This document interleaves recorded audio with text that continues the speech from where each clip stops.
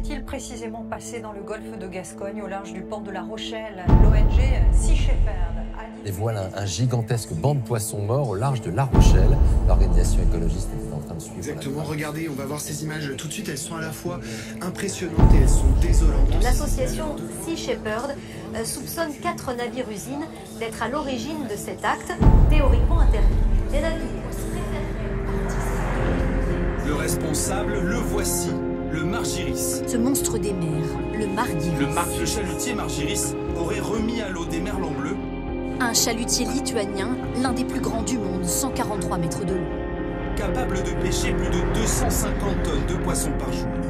La pêche de 5 petits chalutiers sur une année entière. Son arme, ce filet de 600 mètres de long qui emporte tout sur son passage. Un banc de merlan bleu asphyxié, sorti du filet géant de ce monstre des mers. Ces images du Margiris, trouvées sur YouTube, révèlent une véritable usine flottante. Ce navire, équipé de moyens ultra sophistiqués, est capable de traquer le moindre banc de poissons. Derrière lui, le chalut, 600 mètres de long par 200 mètres de large, peut contenir jusqu'à 250 tonnes de poissons. Une masse tellement importante qu'elle ne peut être remontée à bord et doit être pompée depuis le fond du chalut. Le navire est capable de traiter, congeler et stocker jusqu'à 6000 tonnes de poissons par marée, soit le volume de 2 piscines olympiques en un mois.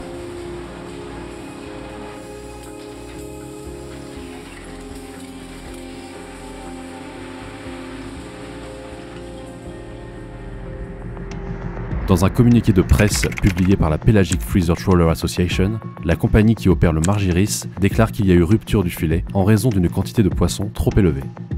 Bien que techniquement envisageable, Sea Shepherd souhaite que toute la lumière soit faite sur cet incident, qualifié de rarissime par l'armateur, mais qui, selon nos sources, n'est pas si inhabituel sur ce type de navire. L'Atlantic High Sea Fishing Company, armateur du Margiris, annonce avoir retiré de leur quota la quantité de poissons perdus.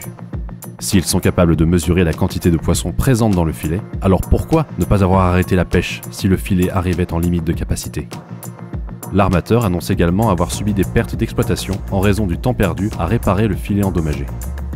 Tout d'abord, les navires comme le Margiris ont 2 filets à bord, comme en témoignent nos images. Ils peuvent donc continuer à pêcher si l'un d'entre eux est abîmé.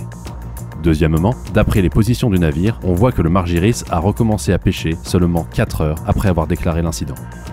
Enfin, cette entreprise au grand cœur se vante de fournir 5,5 millions de repas bon marché par jour aux Africains. Ces mêmes Africains qui ont vu leurs eaux pillées par ces mêmes bateaux et qui doivent maintenant importer du poisson d'Europe pour pouvoir survivre. Puisque ces navires-usines ont la complicité des pouvoirs publics pour vider les océans, c'est à nous, citoyens et ONG, d'arrêter ces mastodontes des mers comme ont su le faire les Australiens. Interdisons ces chalutiers géants.